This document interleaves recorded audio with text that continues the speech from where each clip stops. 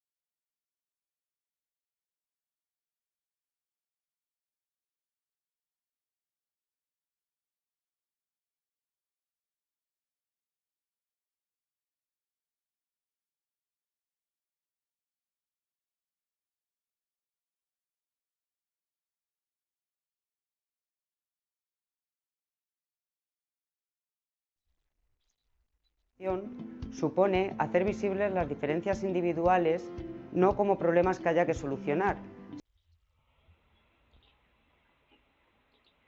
Buenas tardes, Eduardo.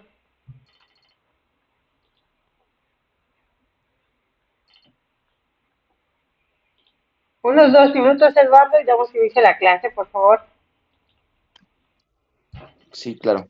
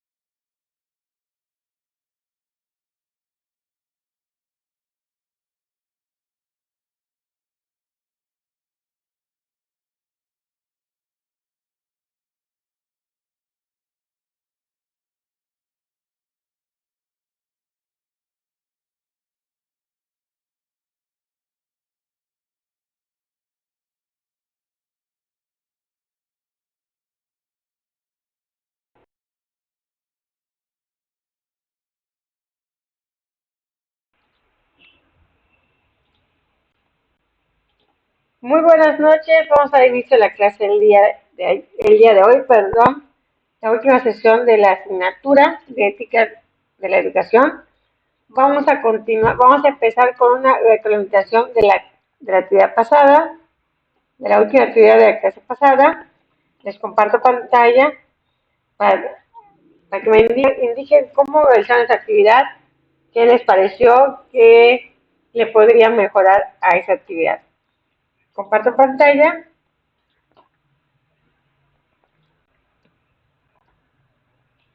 Eduardo, ¿nos puedes compartir cómo realizaste esa actividad? Dice la siguiente instrucción.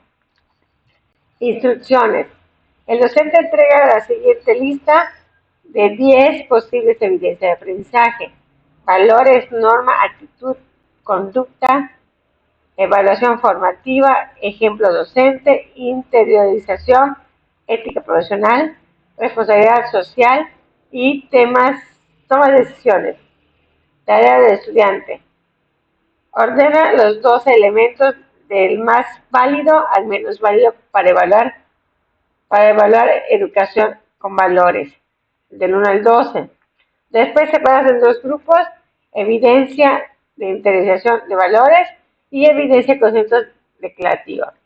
Y redacta un criterio un criterio general de evaluación en máximo 5 líneas sobre la actividad.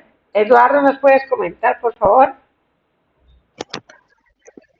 Sí, maestra, buenas tardes. Pues como menciona, era como clasificar los elementos que nos daba como de cómo poder fomentar este tipo de situaciones.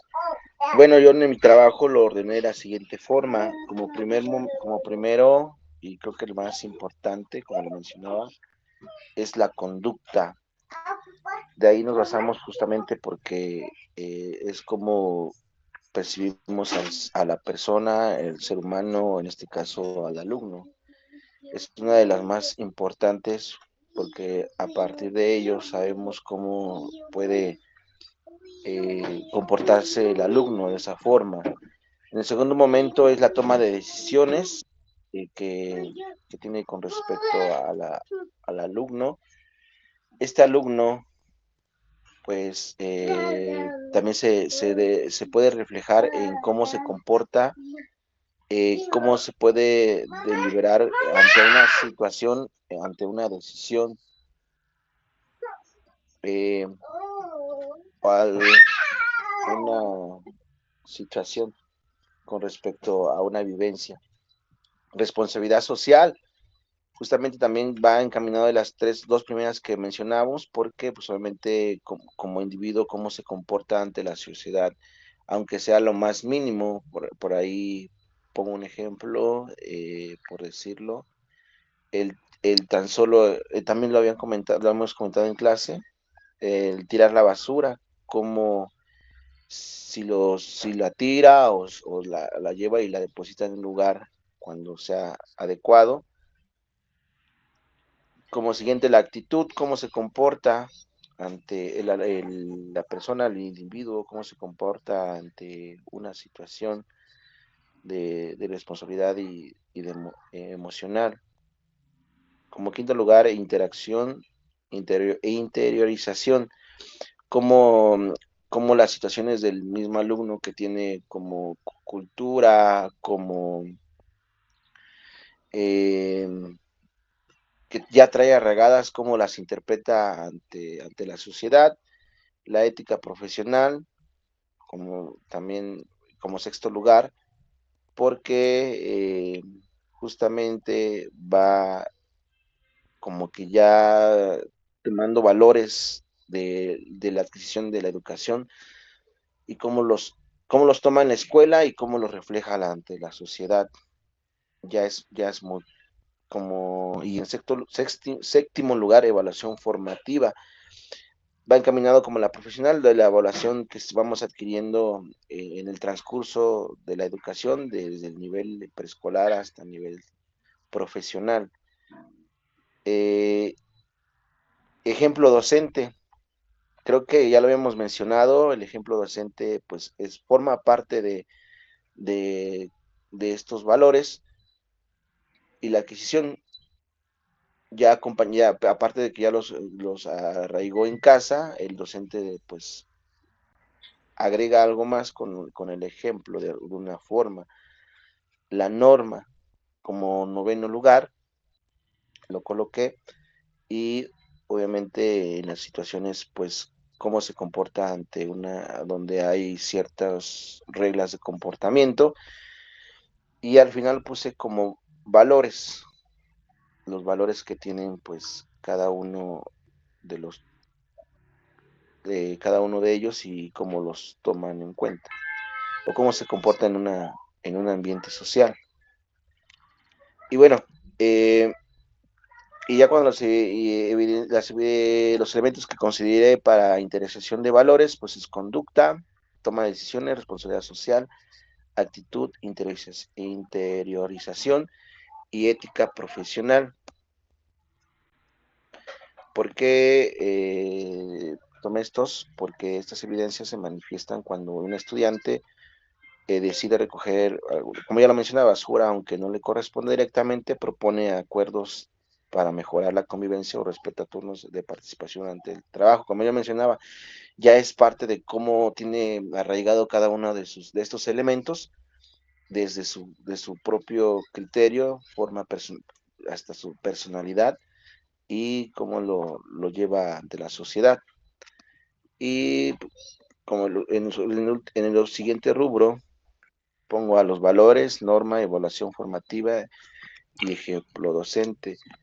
Pues el estudiante puede explicar que el respeto es importante o mencionar las reglas del aula sin que ello garantice que actúe de forma a dichas normas, perdón, en situaciones reales.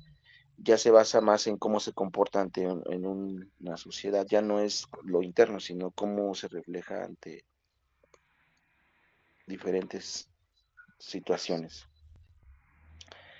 Y el criterio general de la evaluación, pues yo mencionaba la evaluación de educación en valores se deberá fundamentarse prioritariamente en evidencias observables de conducta, toma de decisiones y actitudes manifestadas en situaciones reales de interacción social.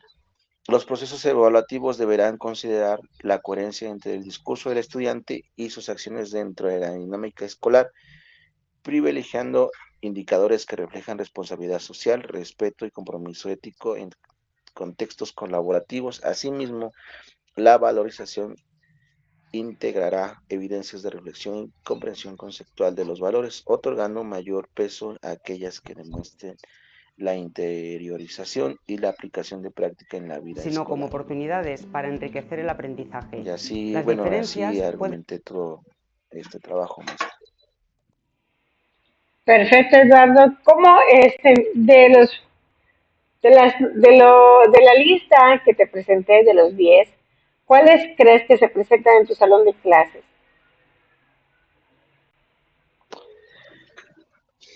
Pues como lo mencionó, la conducta es muy importante se lleva a cabo en todo, yo creo que en todos los niveles, clases, grupos y escuelas de todos lados, ya sea desde aquí del mismo estado, municipio. Creo que la conducta es muy importante, la toma de decisiones y en afectar a un tercero, a un segundo, ya depende de eso. Por eso considero que conducta, toma de decisiones, actitud y evaluación formativa y ejemplo docente. Sí los pondría de los 5 principales. Perfecto, Eduardo. Muchísimas gracias. ¿Por qué te pregunto esto? Creo que si no me equivoco, tú das nivel secundaria y allá se maneja mucho esa situación de que no trajo el trabajo, la conducta como se da, hay que tomar una acción para hacer tal actividad o presentar tal proyecto. Mi compañera no vino. No sé si estoy bien o estoy mal, Eduardo, en que sea secundaria o no. Sí, sí, así es, maestra, doy secundaria. Ok. en el nivel secundaria, ¿cómo ves a los jóvenes con relación a esta lista que estoy presentando? ¿Qué crees que les falta a ellos? Conducta, toma de decisiones, sí, así como responsabilidad social, actitud. Son los que como que resalta más porque en este nivel justamente están cambiando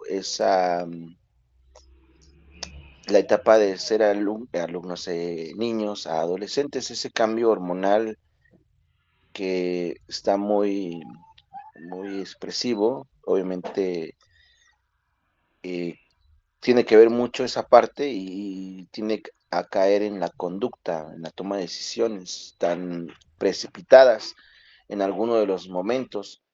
Entonces no se miden como tal las consecuencias, por eso van de la mano conducta y toma de decisiones, porque no logran discernir de lo bueno y lo malo, que, que al final del día, pues como docente, pues tiene que seguir, tenemos que dar el ejemplo o orientar, en este caso con el nuevo programa es guiar al alumno.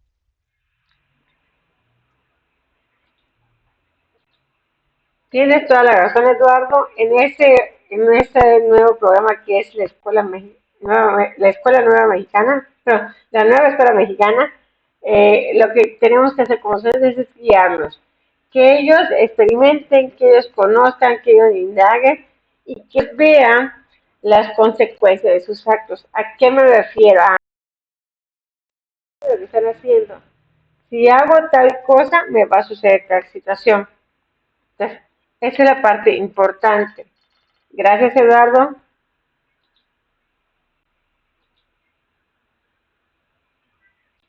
Continuamos con la sesión. Les comparto el tema del día de hoy, que es el último tema de la asignatura.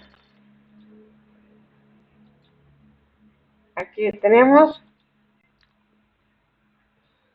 El tema se llama la educación constructora de profesionales éticos. ¿Cómo la ética va aplicándose a nuestra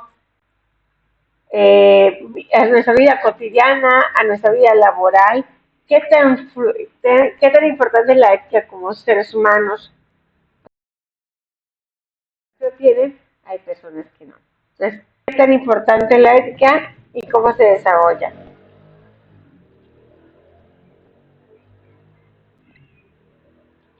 Continuamos. Tenemos el de hoy, el tema o los temas que vamos a tratar en esta última sesión. Y en la unidad 3, la educación constructora de los profesionales éticos. Tenemos la ética profesional, la acción moral, el juicio ético, la relación entre los medios y los fines éticos, la ética en el profesional de la educación, la equidad y la construcción de la diferencia y el código ético profesional. ¿Por qué esos temas? Eso es importante relacionarlo, importante verlo. Permítame un minuto, Eduardo, por favor.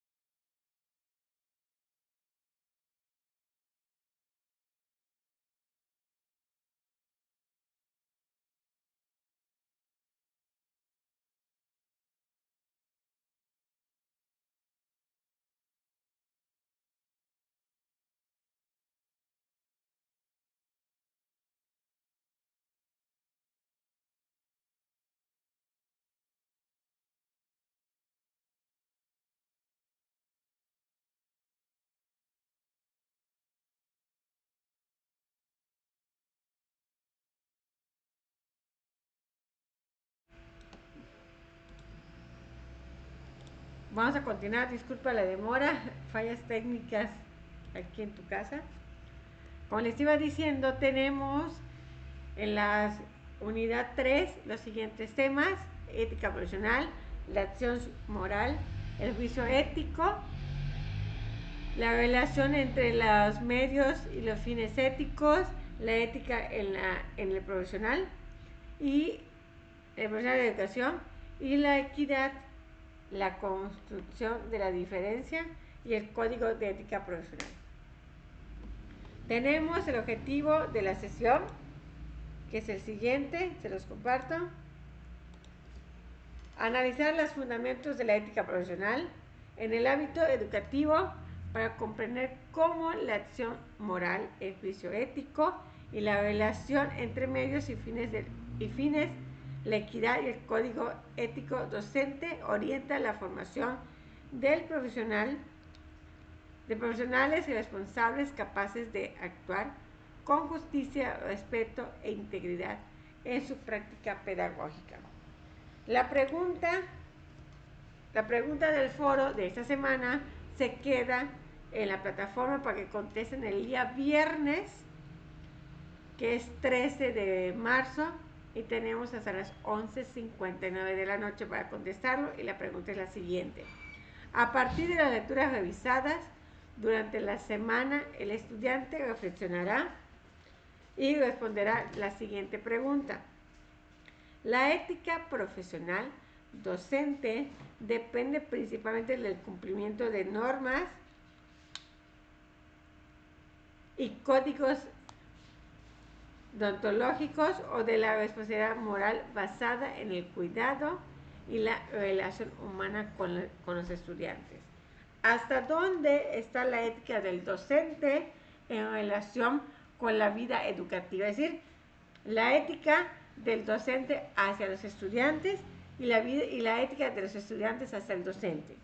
Esa pregunta se va a quedar en el foro para que la contestemos y tengamos hasta el día viernes 13 de marzo.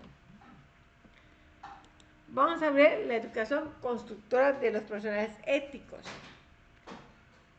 La formación profesional en la educación superior no solo implica el desarrollo del conocimiento y habilidades, sino también la formación ética de futuros profesionales.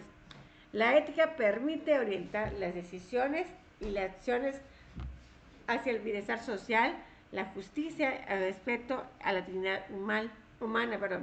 En el ámbito educativo, los profesionales tienen la responsabilidad de promover valores, equidad, compromiso social en la formación de nuevas generaciones.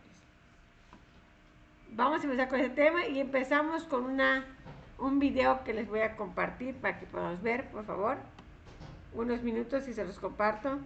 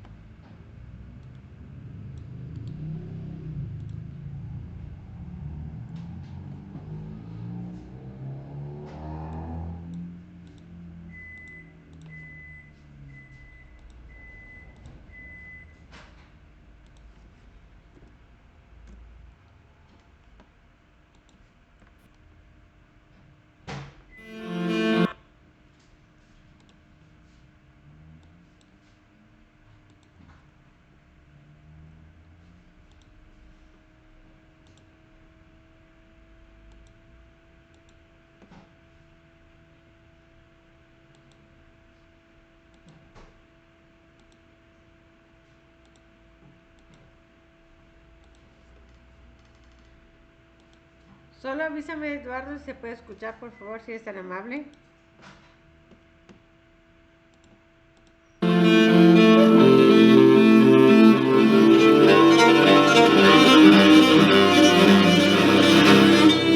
La ética es una parte de la filosofía que elabora. ¿Se escucha, Eduardo? Sí, sí se escucha, maestra. Perfecto. Una reflexión crítica sobre el comportamiento de las personas y de las sociedades. El término se lo inventó Aristóteles para llamar a esa reflexión utilizando una palabra que en griego tenía un doble significado, ethos, que hace referencia tanto al carácter de una persona, el modo en el que una persona se relaciona con otras, pero también hace referencia a la sociedad en la que esa persona vive, al hábitat de esa persona. Los dos se configuran en una interrelación mutua. Y la reflexión de la ética no solo trata de analizar eso críticamente, sino también trata de ser propositiva. No solo decir qué funciona y qué no, sino hacer que esa persona y esa sociedad den la mejor versión de sí mismas. Elabora, por lo tanto, ideales de vida buena o de vida plena o, en términos de Aristóteles, de una vida feliz.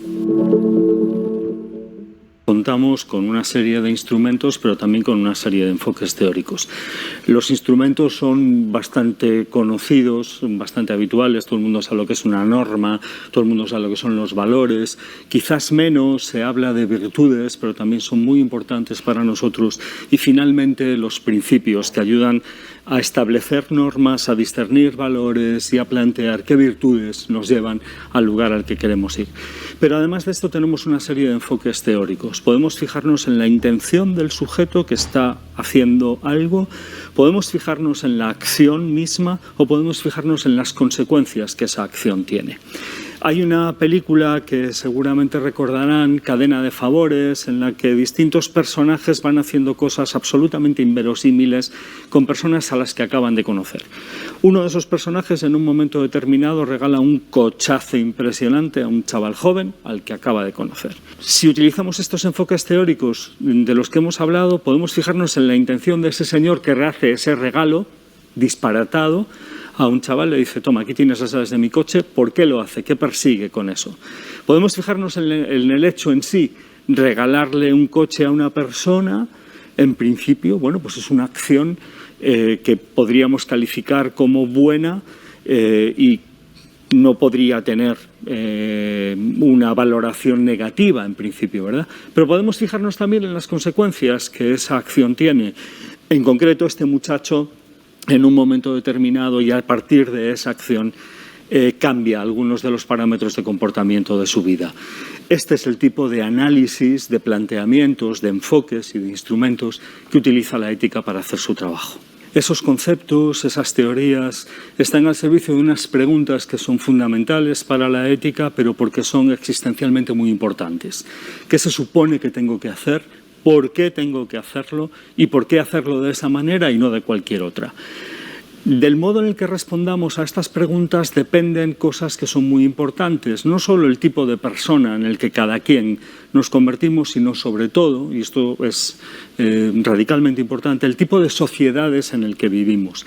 Sociedades en las que pretendemos, por ejemplo, que unas vidas no valgan más que otras, en las que pretendemos que todo el mundo sienta que tiene un espacio y un lugar y no sufra discriminación, bien por xenofobia o bien por aporofobia o cualquier forma de daño relacional que causamos a nuestros conciudadanos.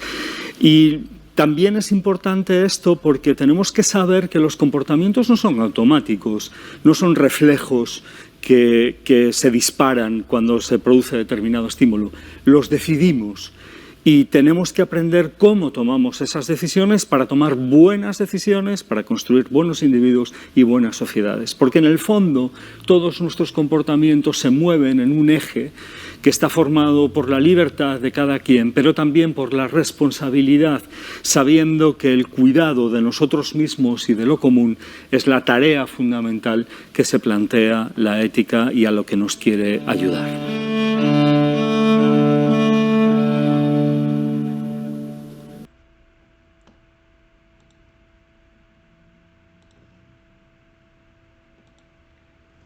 Hoy te vas a ver uno que es sobre la ética profesional y vas a ver la diferencia entre ética y ética profesional. Les comparto pantalla.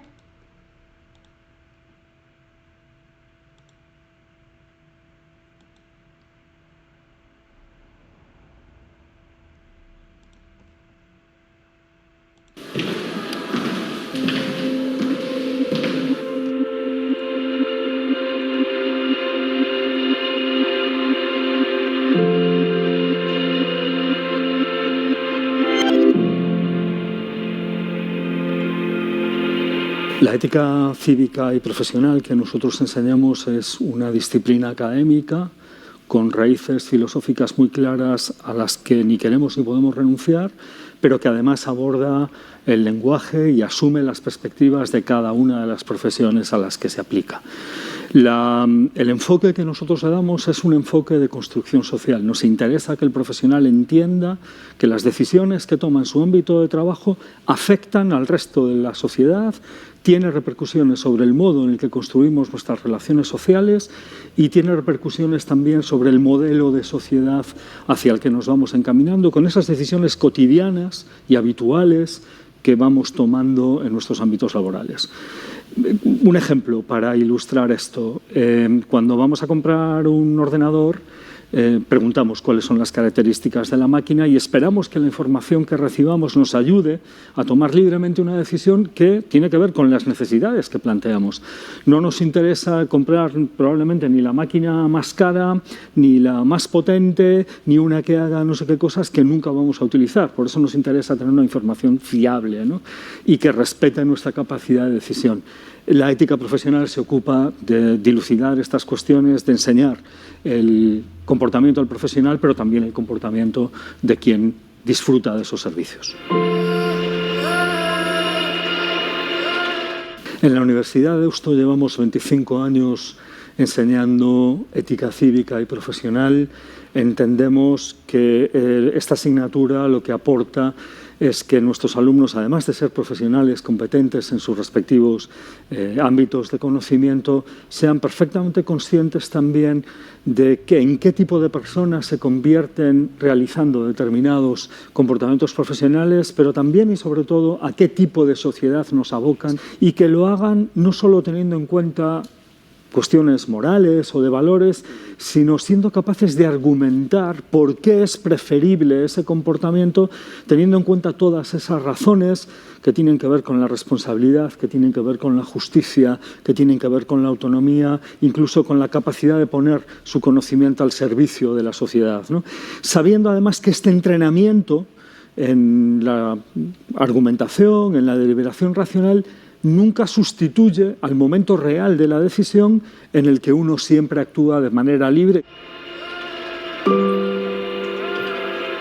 Vivimos en una sociedad, en unos tiempos de transición y de incertidumbres muy claros, que tiene unas capacidades tecnológicas desbordantes que están teniendo repercusiones sobre el clima, sobre el trabajo, sobre las relaciones sociales. Tenemos que tomar decisiones sobre todas esas cuestiones, sobre qué criterios o utilizando qué tipo de criterios vamos a tomar esas decisiones. Parece que los criterios técnicos se nos quedan cortos, parece que tenemos que diseñar también cómo van a ser las sociedades del futuro y parece al menos que nos gustaría que fuesen plurales, inclusivas, habitables, con oportunidades para todos los individuos, en fin, por lo menos en su diseño, ¿no? La ética cívica y profesional ayuda, es una contribución muy importante a la hora de tomar ese tipo de decisiones, de plantear ese tipo de diseños en el futuro, pero también a la hora de tratar de resolver algunos de los problemas más acuciantes que tenemos en nuestro presente.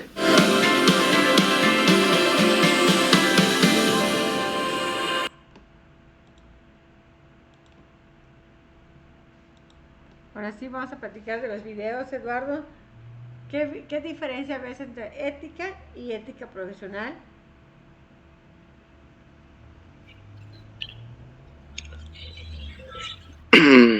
Creo que lo más lo que hay diferencias es cómo percibimos las situaciones reales, cómo las percibimos de una u otra forma. Y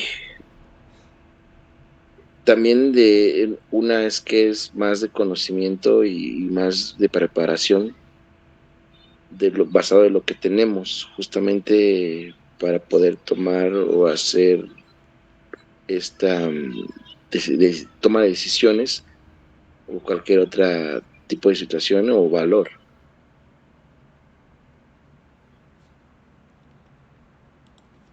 Perfecto, Eduardo. ¿algún ejemplo que nos puedas dar donde se haya presentado la ética profesional?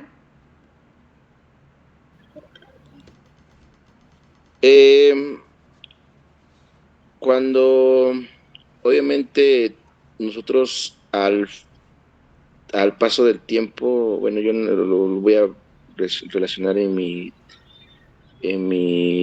cuando decidí realizar la licenciatura, obviamente con todo lo que yo había preparado durante el nivel básico, nivel medio superior, todo eso me encaminaba, todo lo adquirido me encaminaba a que tenía que seguir en la preparación. Diversas situaciones de análisis que me podían ayudar en ese momento para el futuro, como lo mencionaban en ese momento. Todo eso se fue adquiriendo y al final pues se tomó una mejor decisión obviamente para el futuro. Perfecto, Eduardo, muchísimas gracias. Como tú sabes, la ética la puedo aprender en la casa, en la escuela, en el trabajo, en la familia. Allá depende de cómo la apliquemos nosotros como seres humanos. Cada ser humano es diferente y cada ser humano aplica la ética diferente.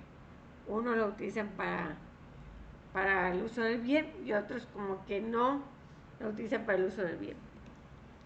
Vamos a continuar con la clase, les comparto pantalla para que veamos el tema que estamos trabajando en esta última sesión.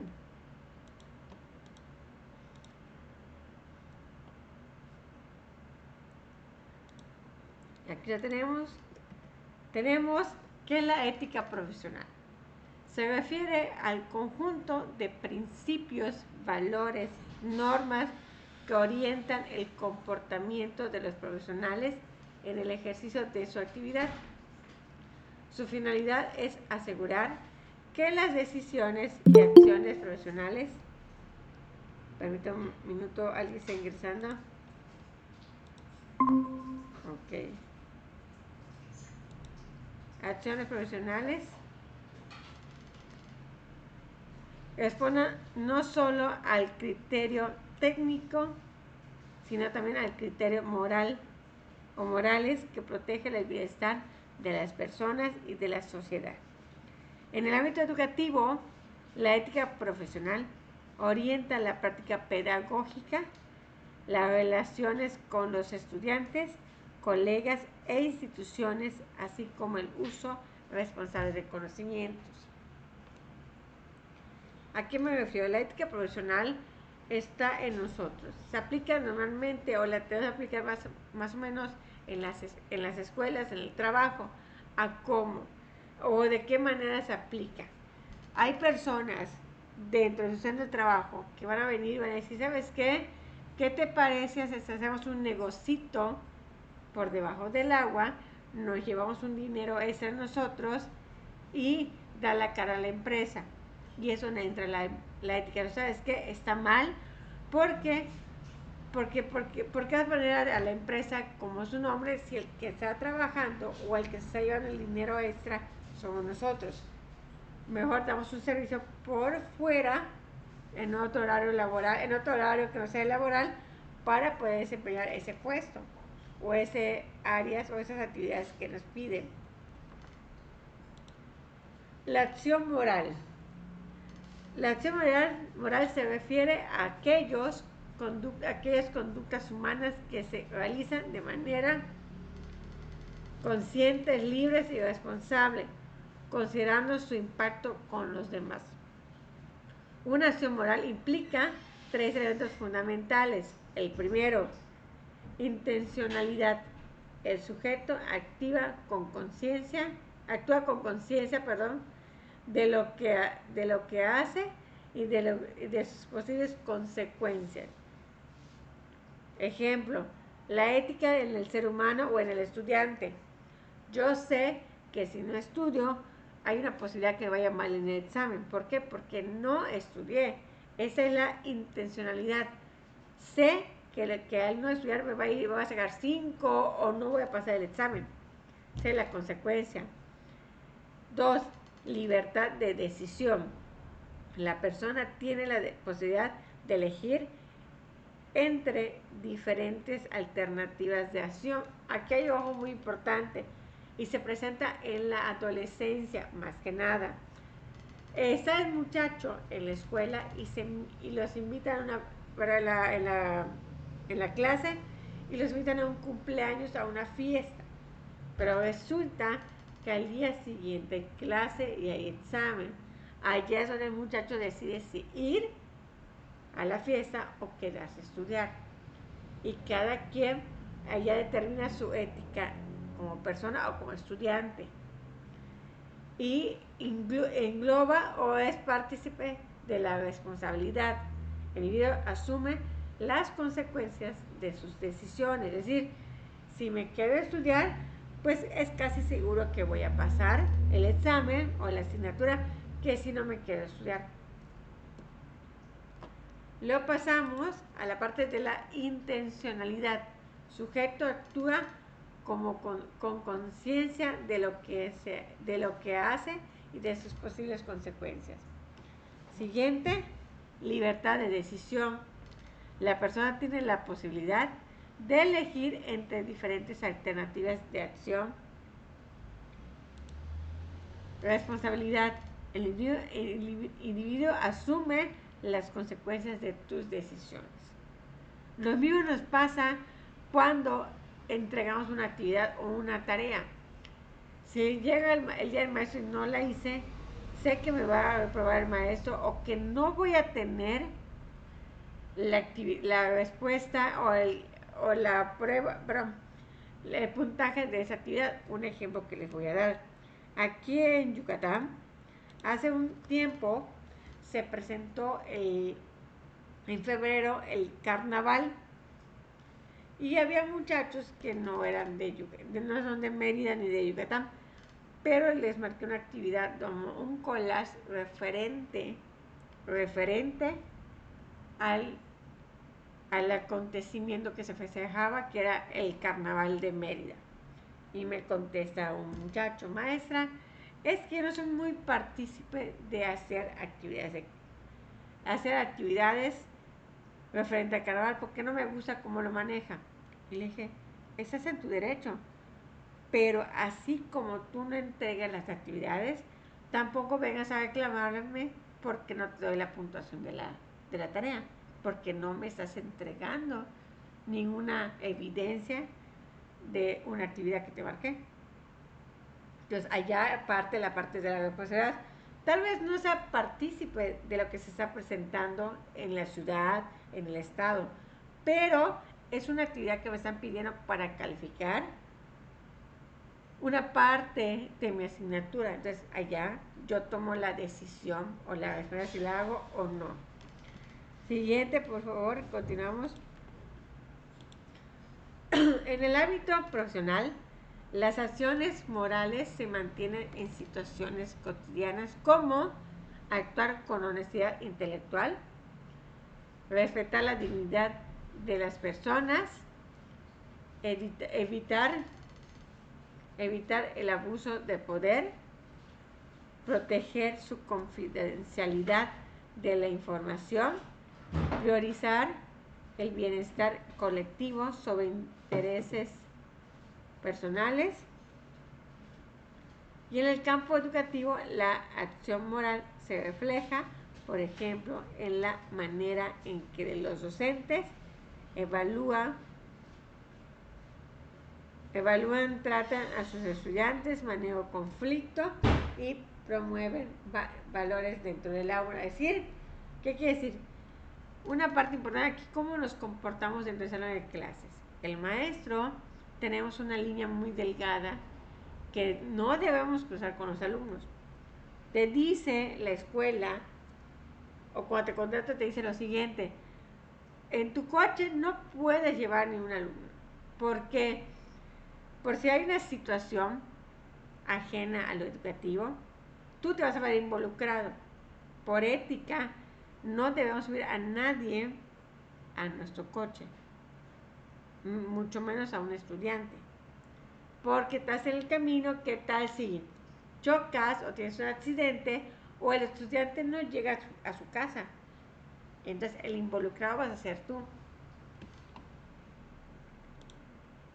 El juicio ético es la capacidad de analizar una situación, decidir qué acción es correcta o incorrecta con base en principios morales. Este proceso implica identificar los valores involucrados, considerar las consecuencias de las decisiones y elegir la opción más justa y responsable. En la práctica profesional, el juicio ético permite enfrentar dilemas como el plagio académico, la justicia, en la evaluación del manejo responsable de la información de los estudiantes. Su desarrollo favorece actuaciones basadas en el criterio, la prudencia y la responsabilidad. Luego tenemos la relación entre los medios y los fines éticos. La ética reflexiona sobre la relación entre los medios utilizados y los fines que se busca alcanzar. Aunque los fines pueden ser morales, valiosos como la justicia, el bienestar social, también es necesario que los medios utilizados sean éticos y correctos. Luego pasamos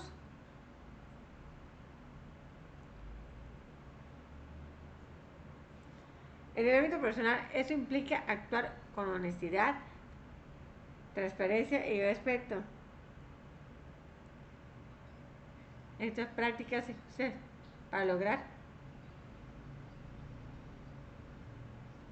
por ejemplo, no es de utilizar métodos que afecten la dignidad, aunque se busque mejorar su rendimiento académico. Y pasamos a la parte de la ética en el profesional de la educación. El profesional de la educación tiene una responsabilidad social fundamental que forma personas, ciudadanos y profesionales capaces de contribuir al desarrollo de la sociedad. Por esa razón, la ética docente no se limita a normas de comportamiento, sino que implica una actitud permanentemente de compromiso con la información integral, la justicia social y el respeto a la diversidad. El docente ético promueve el ambiente de respeto, reconoce la dignidad de cada estudiante, fomenta el pensamiento crítico, actúa con responsabilidad social y busca el bienestar y el desarrollo de los estudiantes. La equidad y la construcción de la diferencia. La equidad es un principio fundamental en la educación, ya que busca ofrecer oportunidades justas considerando las diferencias sociales, culturales y personales de los estudiantes. A diferencia de la igualdad, la equidad reconoce que cada estudiante tiene necesidades distintas y requieren apoyos específicos para su aprendizaje. El profesional de la educación debe promover espacios inclusivos que respeten la diversidad, eviten la discriminación y valoren las diferencias como una riqueza para el aprendizaje. Vamos a ver ahorita un video de la equidad y la construcción de la diferencia. Por favor, les voy a compartir pantalla para poder ver el video.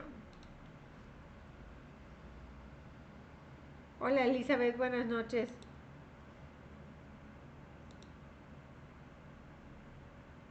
Hola, buenas noches, maestra. ¿Me podría repetir? No la escuché muy bien.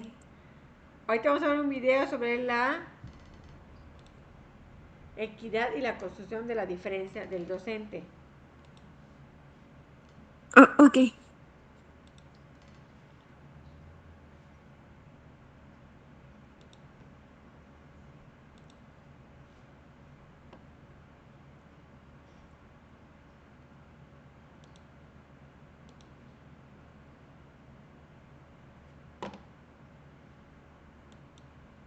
¿Cómo podría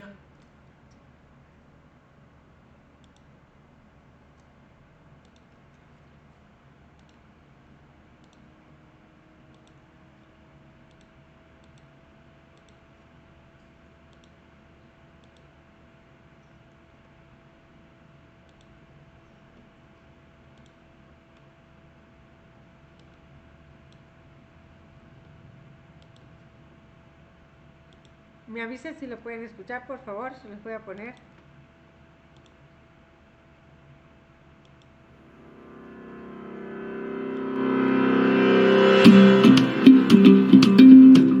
En este apartado vamos a abordar algo tan importante como son los principios de equidad e inclusión en nuestra práctica educativa. Asegurar la inclusión. ¿Se escucha bien? Perfecto, continuamos entonces.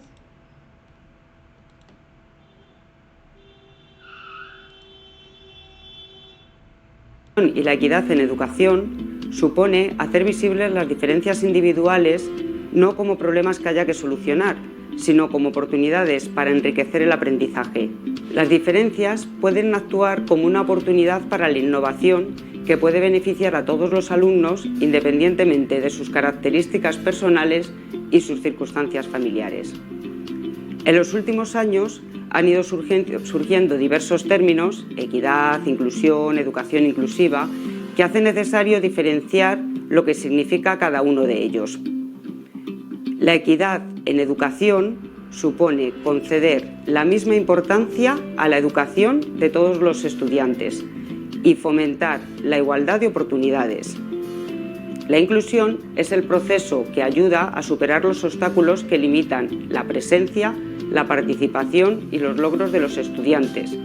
La educación inclusiva es la capacidad del sistema educativo para estar al alcance de todos los alumnos.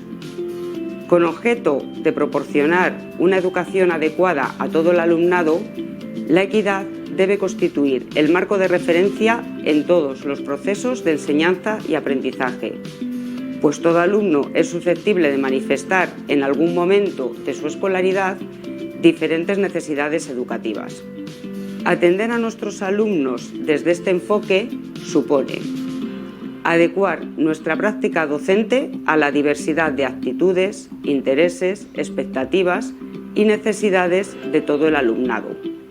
Priorizar la prevención y detección temprana de barreras para el aprendizaje y la participación en el sistema educativo. Entender la inclusión educativa como el proceso más apropiado para atender a las diferencias individuales de nuestros alumnos, considerando que la modalidad de educación más inclusiva es aquella que favorece y permite alcanzar el máximo desarrollo posible de sus capacidades y su inserción más adecuada en la sociedad.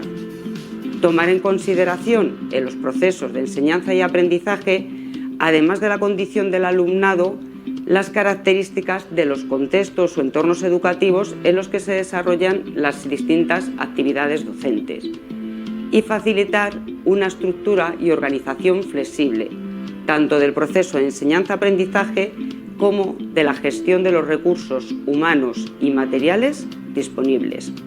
Todos estos principios están recogidos en diversas legislaciones de carácter estatal y de carácter autonómico. Así, la Ley Orgánica 2 de 3 de mayo de 2006 de Educación dedica el título segundo a la equidad educativa y la Ley 1 de 10 de febrero de 2022, Maestra de Libertad de Elección Educativa de la Comunidad de Madrid, recoge en su artículo 1 que el objeto de esta ley es asegurar y garantizar un sistema educativo de calidad en condiciones de igualdad, que contribuya al desarrollo integral del alumnado y a su plena inclusión en la sociedad. E igualmente, en los recientes decretos por los que se establece la ordenación y el currículum de las etapas de educación infantil y de educación primaria en la Comunidad de Madrid, también encontramos los principios de equidad e inclusión recogidos en el articulado referido a la atención a las diferencias individuales. En este marco, nos tenemos que preguntar cómo podemos llevar a cabo una verdadera práctica educativa bajo los principios de la equidad y la inclusión. El punto de partida será la identificación de barreras para el aprendizaje y la participación que afronta nuestro alumnado, entendiendo estas como las dificultades existentes en el centro escolar que condicionan las posibilidades del alumnado para aprender, estar presente y participar en la vida escolar. Las barreras pueden estar provocadas por factores provenientes del centro o el entorno educativo o por factores provenientes de las condiciones personales de los alumnos. La prevención, detección e identificación de estas barreras forman parte de la función docente, al tener asignada la responsabilidad de la tutoría de sus alumnos, la dirección y la orientación de su aprendizaje y el apoyo en su proceso educativo, y debe realizarse lo más temprano posible.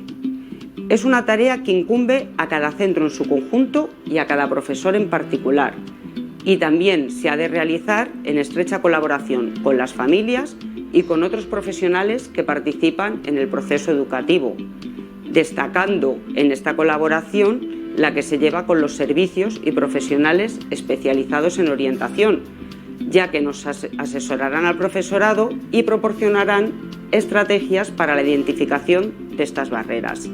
Las barreras para el aprendizaje y la participación pueden estar provocadas por factores provenientes del propio centro educativo, como son la cultura y la tradición escolar, valores, creencias y actitudes que hay en el centro, la organización del centro, es decir, la planificación de los tiempos y los espacios, coordinación, el régimen de funcionamiento y también las propias prácticas educativas que se generan en el aula, las actividades del proceso de enseñanza-aprendizaje, recursos didácticos, los agrupamientos de los alumnos.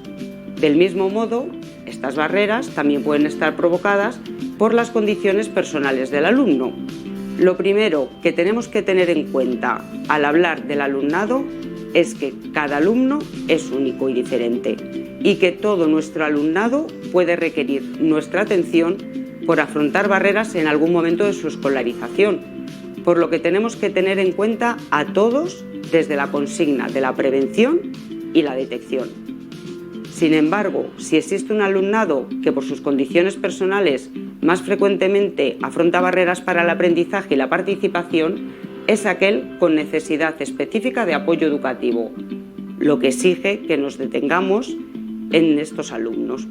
La Ley Orgánica 2 de 3 de mayo de 2006 de Educación destaca que a fin de garantizar la equidad educativa, unos grupos de alumnos que requieren una atención educativa diferente a la ordinaria, por presentar alguna necesidad específica de apoyo educativo.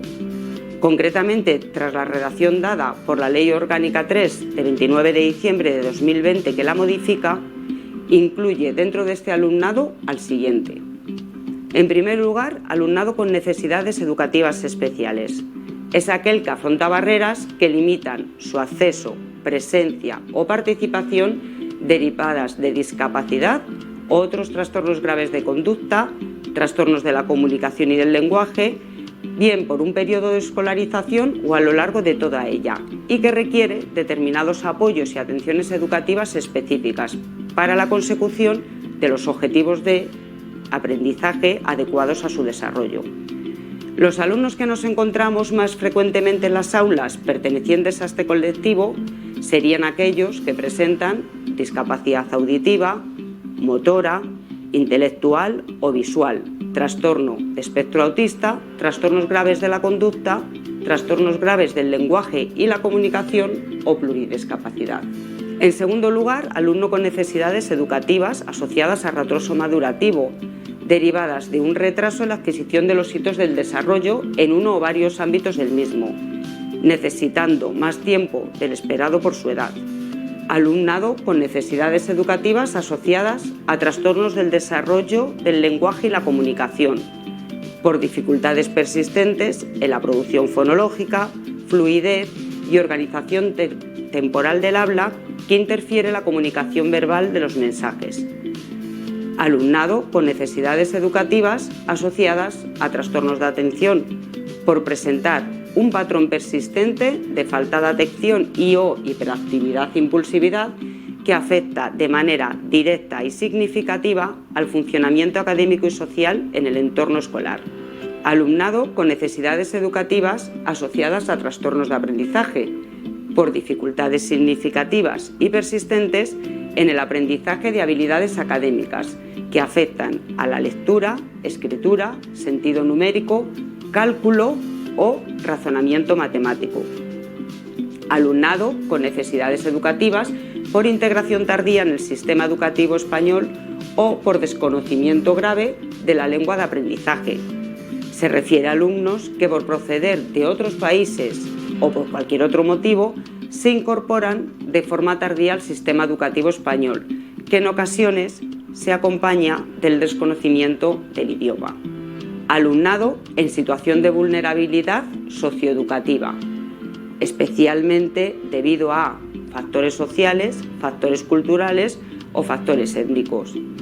Alumnado en situación de vulnerabilidad por condiciones personales de salud, principalmente por circunstancias personales sobrevenidas relacionadas con el ámbito de la salud. Y alumnado con necesidades educativas asociadas a altas capacidades intelectuales. Una vez identificadas las barreras para el aprendizaje y la participación, el profesorado debe atender a las diferencias individuales del alumnado. Las medidas educativas de atención a estas diferencias individuales podrán ser ordinarias o más específicas para las condiciones personales señaladas anteriormente. Dentro de las medidas ordinarias, los centros docentes podrán ordenar y disponer una organización de los espacios y de los tiempos y decidir la metodología más adecuada para beneficio de todo el alumnado. La organización que se acuerde posibilitará el refuerzo o el enriquecimiento del aprendizaje de manera individual o colectiva, con desdoblamiento de grupos de alumnos, agrupamientos flexibles o agrupación de materias en ámbitos, en función de la normativa vigente y el funcionamiento de cada enseñanza. Además de las medidas que se adopten por parte del centro, el profesorado puede adecuar la programación didáctica y planificar el proceso de enseñanza-aprendizaje con la inclusión de actividades y situaciones de aprendizajes diversas y contextualizadas, e impulsar distintas metodologías que se acompañen de diferentes agrupamientos dentro del aula. Sin perjuicio de la aplicación de medidas educativas ordinarias a todo el alumnado, se arbitrarán por parte de los centros medidas educativas específicas que podrán aplicarse al alumnado que requiera una atención educativa diferente a la ordinaria. Así, para cada uno de los grupos de este alumnado que hemos descrito anteriormente, se contemplan una serie de diferentes medidas en función de las características individuales de cada uno. De modo general, podemos citar, por ejemplo, las siguientes medidas. Para el alumnado con necesidades educativas especiales, encontramos la realización de adaptaciones curriculares, el apoyo específico por parte del profesorado especialista en pedagogía terapéutica y audición y lenguaje, la aplicación de medidas específicas de acceso al contexto escolar, incluidas las relacionadas con los procesos de evaluación, o la flexibilización de las enseñanzas. En el caso de alumnado con necesidades educativas asociadas a altas capacidades intelectuales, las medidas podrán consistir en el enriquecimiento curricular, la flexibilización de la duración de las diferentes enseñanzas o, en algunos casos, la participación en el programa de enriquecimiento educativo para alumnos con altas capacidades de la Comunidad de Madrid. En el caso de alumnado con necesidades educativas asociadas a retraso madurativo, además de las medidas ordinarias, se podrán plantear adaptaciones curriculares no significativas. Por su parte, los alumnos con necesidades educativas asociadas a trastornos del desarrollo del lenguaje y la comunicación, a trastornos de atención y a trastornos de aprendizaje, podrían ser objeto de aplicación de medidas específicas de acceso a los procesos de evaluación y de adaptaciones curriculares no significativas. Las medidas específicas para atender al alumnado con necesidades educativas por integración tardía en el sistema educativo español o por desconocimiento grave de la lengua de aprendizaje podrán ser el apoyo específico a las áreas, materias o ámbitos en un aula de enlace o la escolarización en un curso inferior al que le corresponde por edad.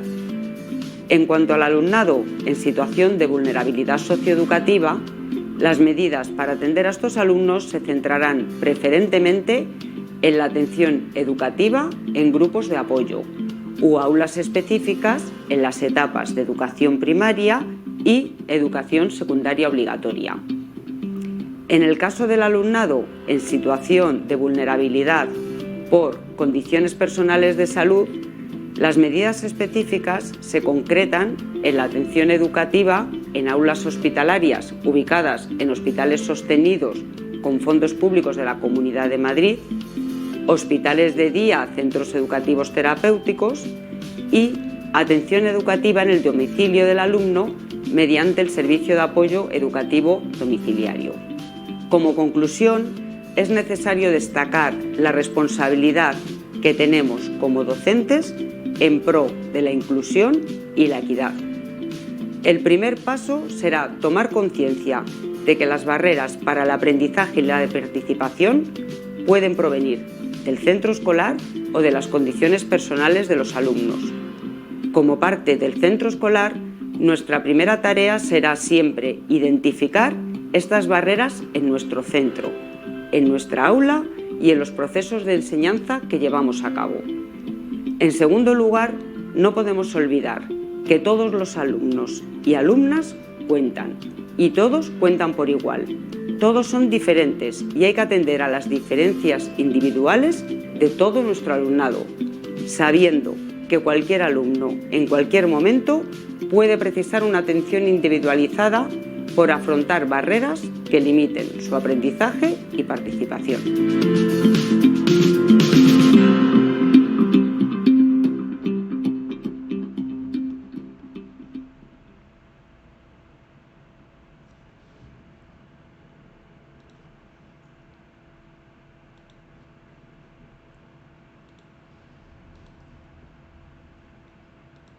¿Qué pudieron observar en este video? Bueno, yo maestra, pues considero que algo cierto y que puedo rescatar del video es que habla sobre las barreras. Y las barreras que más que obvio están reflejadas, se manifiestan en los alumnos, que ellos en ocasiones se quedan o ellos mismos las consideran propias, que ya es algo que ellos tienen, que dicen, no, es que yo no puedo, no, es que a mí no me sale, es que yo soy malo para esto. Son algo que ellos o se crean o les crean inseguridades y fuera de ello también lo menciona, es algo que está dentro de la escuela.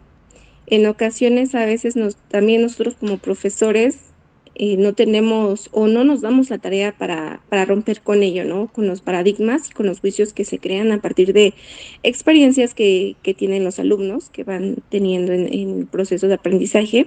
Y nosotros, en lugar de poder ser una guía, de ser un apoyo, un soporte, también dejamos que queden o las hacemos un poco más grandes esas barreras, ¿no? Por la falta de conocimientos o por la falta de búsqueda, porque ese es nuestro trabajo, ¿no? Hablamos de inclusión, hablamos de igualdad. Estas dos palabras siempre han estado, siempre van a estar, porque es parte de la educación. Sin ellas no funciona. Todos somos un engrane. Entonces, todo de esto va de la mano y nosotros, como lo menciono, tenemos que poner de nuestra parte para que no haya estas barreras, porque mientras este muro, pues no va a haber el éxito o no vamos a poder llegar a lograr el proceso de aprendizaje. Gracias, Elizabeth. Eduardo.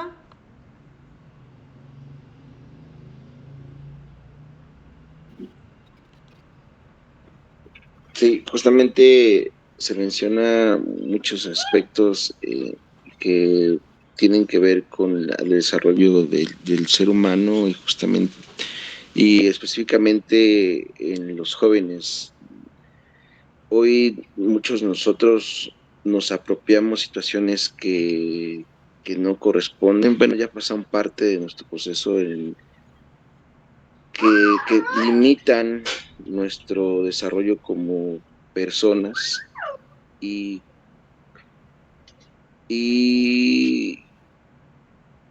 que al final forman parte de nuestra personalidad justamente, y para esto pues tenemos que buscar ciertas condiciones para que no suceda tal cual.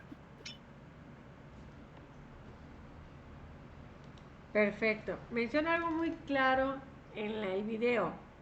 Inclusión, equidad. ¿Cómo se da la inclusión y equidad ahorita? Supuestamente, a nivel mundial, se puede decir que cualquier persona debe ser aceptada en cualquier escuela, pública o privada. Se está dando esa situación actualmente en las escuelas. Aceptan a personas o a niños con necesidades educativas especiales en las escuelas públicas. Adelante, Elizabeth.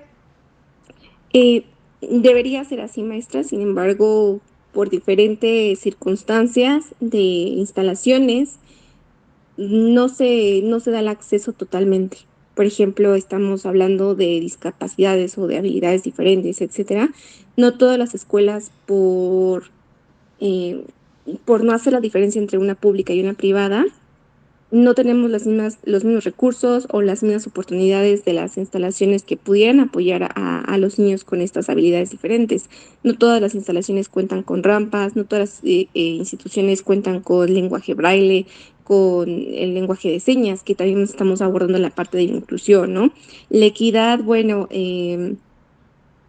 estamos todavía en el proceso de hacer cambios en cuanto a nuestra sociedad, en la ideología, en cuanto a la cultura, pero nos falta todavía para lograr abordar totalmente el significado de estas dos palabras para una educación. Porque, insisto, por mucho del trabajo que hagamos nosotros como docentes, que trabajemos para que los niños se integren, incluyan en el aprendizaje, hay cosas que no dependen de nosotros y son totalmente del contexto.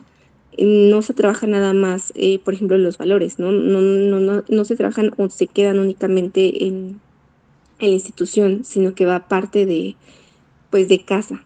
Entonces, considero que no, nos falta mucho para lograrlo. Gracias, Elizabeth. Menciona algo muy importante.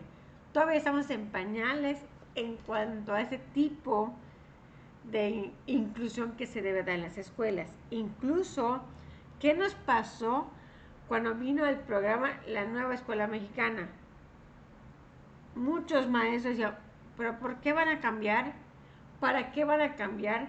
¿En qué van a beneficiar? ¿Y cuántas veces, bueno, a cuántos maestros les costó trabajo cambiar al nuevo sistema de la Nueva Escuela Mexicana? A muchos maestros.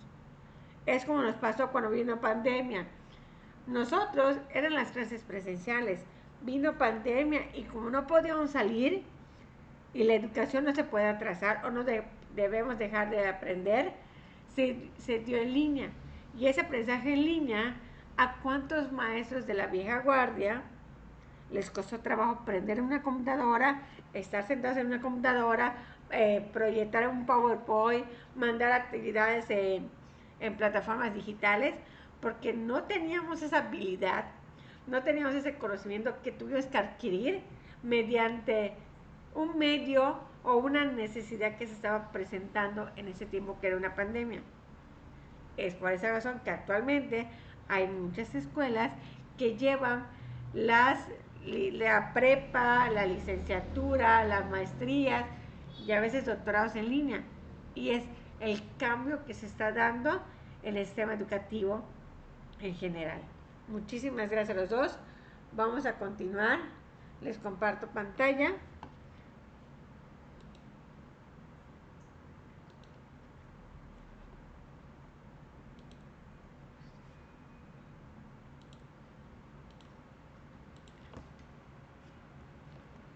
Aquí lo tenemos. Continuamos con la sesión. Tenemos el código ético profesional, que es lo que estamos hablando alrededor de esta sesión. Es un conjunto de principios, normas y orientaciones que regulan el comportamiento de los profesionales dentro de una disciplina. Su objetivo es orientar la conducta profesional, proteger a las personas que reciben los servicios, fortalecer la confianza social en la profesión y promover prácticas responsables. En el caso de los profesionales de la educación, los códigos éticos suelen incluir principios como responsabilidad profesional, cumplir con las funciones educativas con compromiso y calidad. ¿Qué quiere decir? A nosotros, ¿qué nos dice la escuela? Ustedes tienen que terminar su programa. Eso nos dice la escuela, donde estemos. A veces tenemos días inhábiles, a veces tenemos vacaciones y a veces por alguna actividad escolar nos atrasamos el programa y estamos en los últimos meses o en el último mes, últimas semanas, corriendo, sacar calificaciones, sacar asistencias, cómo van los muchachos, a ver el programa que tenemos que terminar. Sin embargo, lo que nos pide es que el alumno tenga el conocimiento básico para poder avanzar al siguiente nivel. Respeto a la dignidad humana, tratar a los estudiantes con respeto, evitando cualquier forma de discriminación o abuso. Creo que decíamos hace un momento, todos tenemos derecho a la educación, todos. Blancos, negros, morados, amarillos, todos tenemos derecho a la educación. Pero hay muchos lugares que a veces por el color de piel, por el nivel socioeconómico, tienden a catalogar y tienden a discriminar a las personas. Pero todos tenemos derecho a la educación. Honestidad intelectual. Hay que reconocer aquí, muy importante, las fuentes de información y promover la integridad académica. ¿De dónde viene mi fuente de información? ¿Quién me lo proporciona? Y vean que sea una fuente confiable, como cual tenemos IRESI, ANUIS, que nos permiten conocer más del tema que estamos hablando. O sea, ese Cielo igual es una página confiable y que son revistas científicas. Pero hay personas que ponen Wikipedia o Rincón del Vago. Esas páginas, esas últimas páginas que les menciono, no son confiables porque no tienen un autor, no tienen una referencia que las sustente. Por eso hay que saber, ¿saben qué? Lo encontré en tal página. Y dice lo siguiente: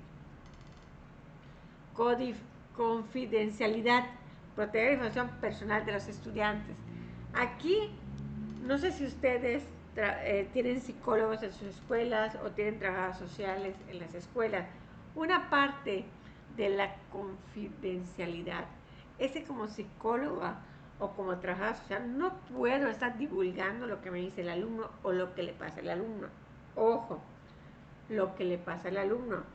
Puedo preguntar al maestro cómo va en su escuela, en su clase, cómo se comporta en el salón de clase. Pero no puedo decir, es que el alumno tal es flojo por eso. No. Los únicos que deben saber el contexto o la situación son los padres del alumno. ¿Por qué? Porque son alumnos menores de edad. Entonces, el papá o los papás son los involucrados o el tutor es el involucrado en la situación del alumno. Y si no se da cuenta, hay que hacérselo darse cuenta por medio de una entrevista que se les pide que asistan a la escuela. Compromiso con la formación integral, promover no solo el aprendizaje académico, sino también el desarrollo ético y social de los estudiantes. Hasta acá, maestros, ¿alguna duda que tengan, alguna pregunta? No, maestra. Ok, les voy a presentar sus actividades de esta semana. Esas actividades las tienen que entregar el lunes 16 de marzo a las 11:59 de la noche. ¿Por qué? Porque yo tengo que entregar listas a más tardar el día 18. ¿Cómo procede? Ustedes entregan actividades el día 16, califico el 17 y al mediodía del 17 ya tendrán listas sus calificaciones. Se las mando ya sea por plataforma o por el grupo de WhatsApp, y les doy un lapso de 3, 4 horas, máximo 5, para que me confirmen si están de acuerdo o no, o qué les faltó, y yo les voy a dar una retroalimentación, qué les faltó en la actividad, o por qué tuvieron tal calificación en dicha actividad. Les comparto las actividades de esta semana. Son 2. Actividad 9, diagnóstico ético de un caso. Y actividad 10, decisión ética rápida, semáforo profesional. La primera dice así. Dice de la siguiente forma. Instrucciones. Lee el siguiente caso. Un profesor descubre que un estudiante plagió gran parte de su trabajo final. El alumno explica que trabaja, cuida a sus hermanos y no tuvo tiempo para hacerlo. El reglamento indica reprobar automáticamente el curso y el docente duda entre aplicar la norma o permitir hacer el trabajo. Tarea del estudiante o tarea que van a hacer ustedes. Responde en una hoja e identifica la acción moral, la intención, las circunstancias y emite un juicio ético fundamentado. Propone una decisión coherente entre los medios y los fines educativos y justifica tu respuesta con un máximo de 150 palabras. Esa es la actividad 9. La actividad 10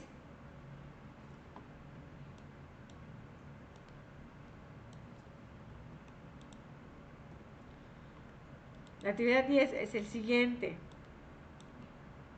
Actividad 10, decisión ética rápida, semáforo profesional. Lee cada situación y marca. ¿Cómo lo van a marcar? Verde, éticamente correcta. Amarillo, dudosa o requiere análisis. Y rojo, incorrecta.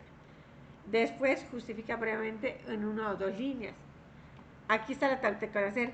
Situación, semáforo y justificación. Las situaciones son las siguientes. Son 6 situaciones. Ajustar la evaluación para evitar reprobar a muchos alumnos. 2. Hablar de un estudiante problemático en la sala de maestros. 3. Dar asesorías extras fuera del horario y a quien lo necesite. 4. Ignorar burlas entre estudiantes para no interrumpir la clase. 5. Usar ejemplos que ridiculicen a un alumno, pero generen atención. Y la 6, cambiar estrategias didácticas porque varios no comprenden. Esas son las 2 actividades que tenemos el día de hoy, las cuales se deben entregar el lunes 16 de marzo. ¿Dudas, preguntas, maestros? No, maestra. Ok, solo permítame incluirlas en la plataforma, por favor, y ya nos podemos, y les digo cuando se puedan retirar. Unos minutitos si son tan amables.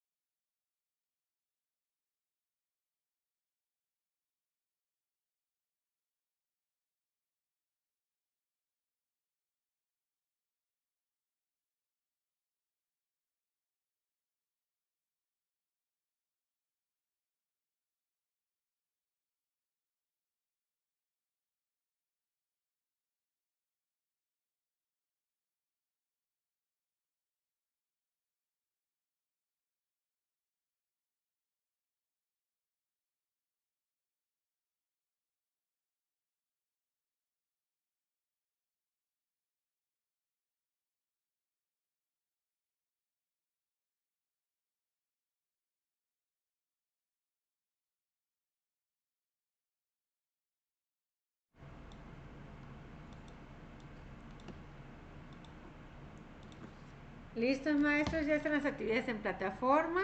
Les recuerdo las instrucciones, las instrucciones de fecha de entrega. El foro queda para el día viernes, que es 13 de marzo, y las actividades 9 y 10 quedan para el día lunes 16 de marzo a las 11:59 de la noche. ¿Alguna duda, alguna pregunta que tenga? No, maestra, de momento no. Muchas gracias. Pues si no tienen dudas ni preguntas, nos podemos retirar. Que pasen bonita noche, excelente día. Les mando la grabación de la sesión para que la puedan consultar las veces que sea necesaria. Gracias. Gracias, maestra. Bonita noche. Hasta luego. Hasta luego. Hasta luego, maestra, nos vemos. Hasta luego, Eduardo.